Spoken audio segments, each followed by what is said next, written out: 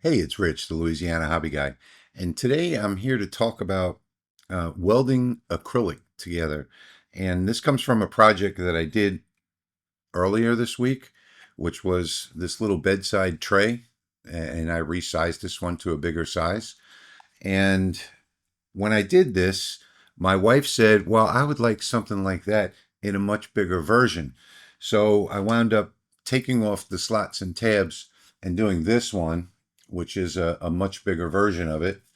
I love the fact that it's smoked acrylic, and I just resized it, got rid of the tabs.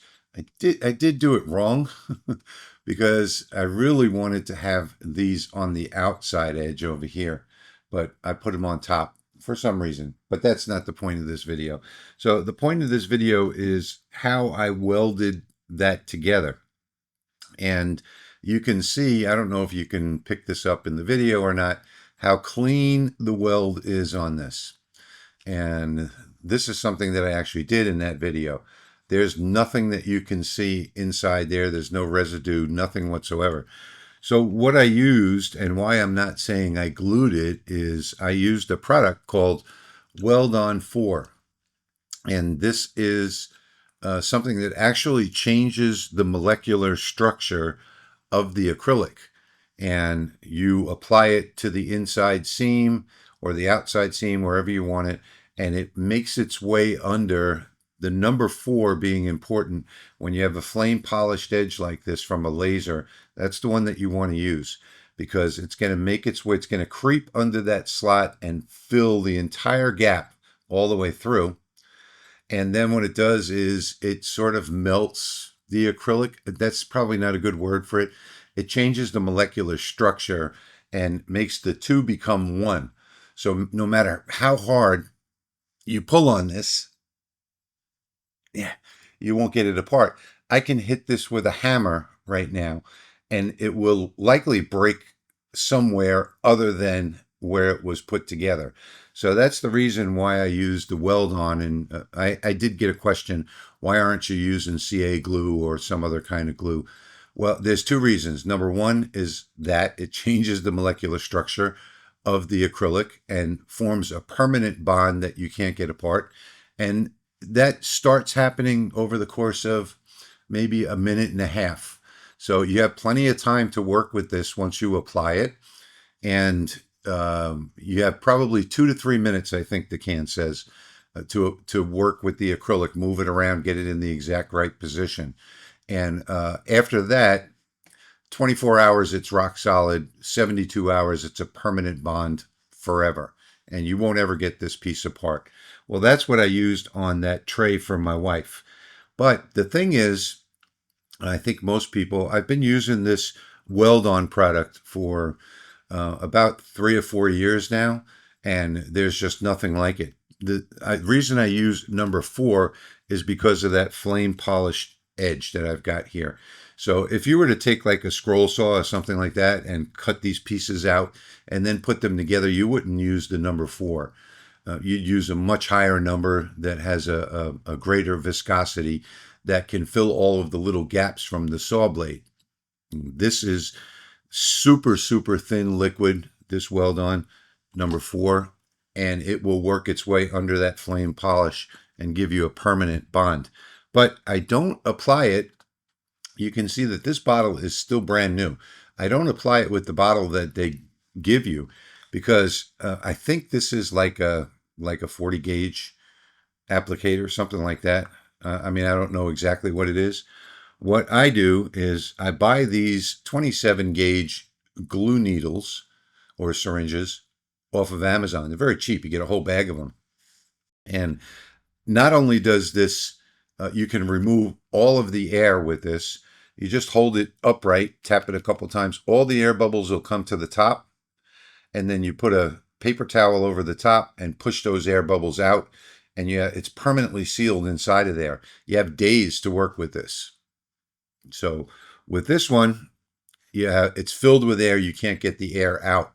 So when you load this, you have to put it inside the Weldon can, squeeze it, suck it up, and then there's no way to get that air out because there's just too much air in here. So as you're applying this, the air bubbles are popping and it's splattering the Weldon into other places. You don't want to have that happen.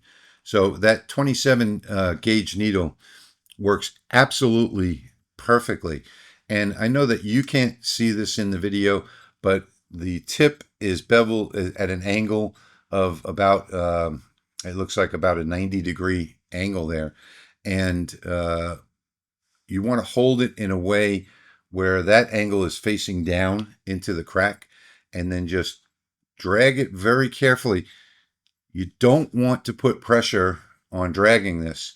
So you're going to start about 1/4 of an inch from here and end 1/4 of an inch before the end, because this is going to spread out through that whole crack. And just very lightly, just drag this along like that. And that's it. And apply it. Then you'll actually see it spread out all the way to the corners. So that's one of the biggest mistakes that people make, is they don't start about 1/4 of an inch in. And I have a video on that, so I'm going to play that real quick, and then we'll get right back to it. Okay, let's see if we can do a close-up of this. So I've got my 27 gauge syringe, and I've got some Weldon 4 loaded in that syringe. Weld on 4, because I just glued up that guy right there. So, or I should say, I just welded up that guy right there. So let's see if I can just do a quick demonstration. So when you're applying this weld to plastics, let me see if I can get this in just the right position to give you an idea. So now I'm going to apply this. So I'm going to start about 1/4 of an inch away from the end, and I should be holding this in place, and just make a nice smooth bead all the way down and stop about 1/4 of an inch from that end. Now, of course, I'm using the camera. It's in the way. I can't even see what I'm doing, but hopefully you get the idea. This is a dark acrylic. I probably really shouldn't have used this, but what happens is that spreads all the way out to the end, if you can see there. It goes underneath the two pieces all the way to the back side. It now starts to fuse or melt the material. So the working time on this is maybe 2 minutes, 2 to 3 minutes, where you can reposition it or whatever that you have to do. But the important thing is, when you're welding plastics, is first use a syringe so that there's no back air pressure when you squeeze on that little bottle, and start from 1/4 of an inch in and just go slowly all the way across until 1/4 of an inch from the end. And you'll see that that weld will go all the way out to the edges and underneath. So in about probably 1 day, this will be one piece of acrylic. This will no longer be two pieces of acrylic. I guess in about an hour or so you can handle it. You can actually handle it after 2 or 3 minutes. I think it sets up in 2 or 3 minutes.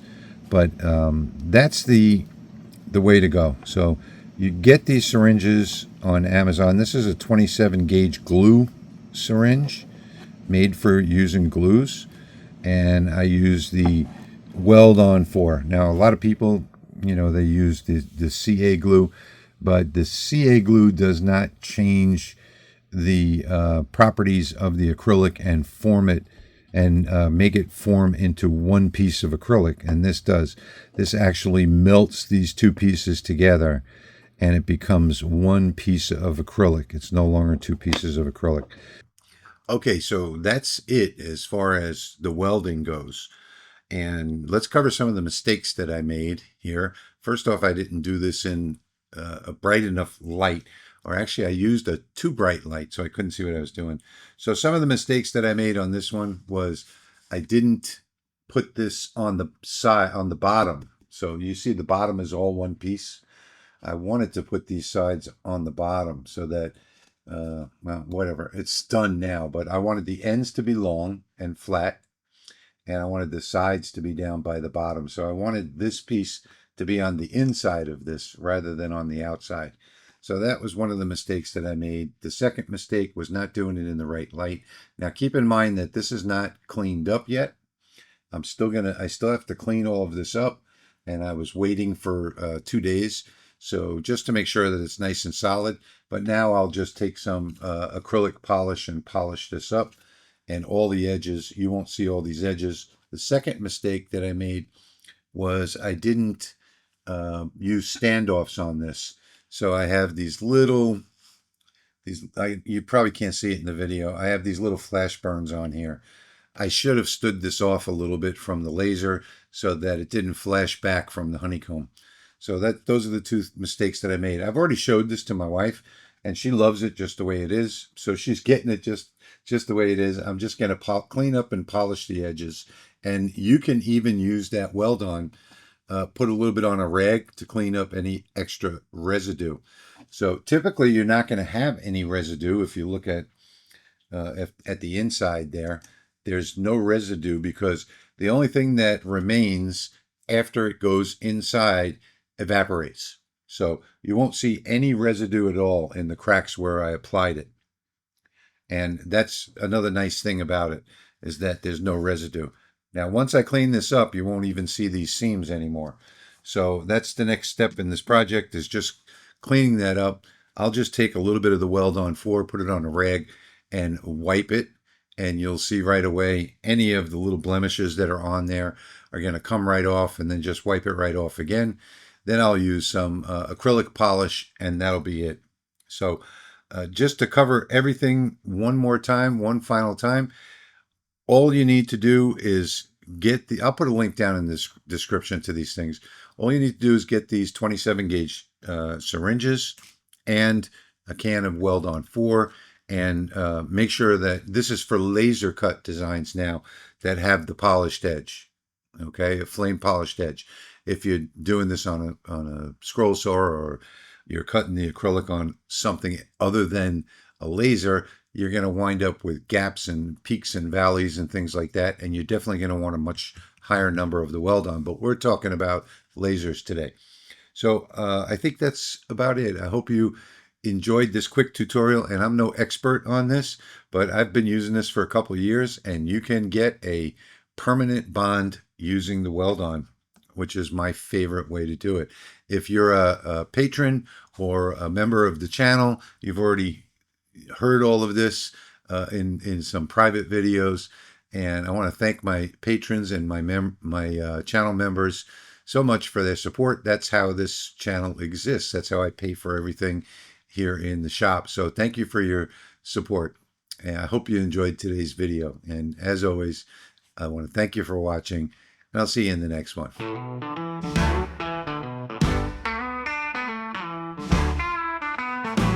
Way down south where the crawfish play, the hobby guy's working in a crafty way, with a laser light and a steady hand. He's making